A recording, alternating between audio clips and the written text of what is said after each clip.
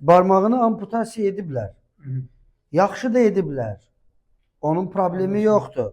Yaranın sağalma məsələsi isə o qan dövranı ilə, ondan sonra sarğılarla deyilən şeylərə əməl etdiyin təqdirdə bilmək istəyirsənsə bir ay qan dururucu 4-5 antibiotik, gündə 100 manata sistemiyə dərman gedir.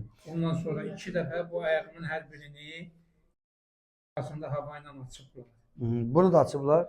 Bunu demək axırıncı dəfə CT var, hospital var. Orada yoxlatdım, dedilər bu damarlarına qan işləyir. Amma dedilər bu duy damarında problem var. O problemlə nə? Dedikcə bir də hava ilə açar. Deməli üstündən 3 ay 6 ay keçmir. Bu hava nədir? Virusla həkim var orada. Elə kimi gör adamı var. Yəni qardaşım sən... Yox, yəni əgər problem varsa, həkim sənə elə belə deməz ki, gəl açın.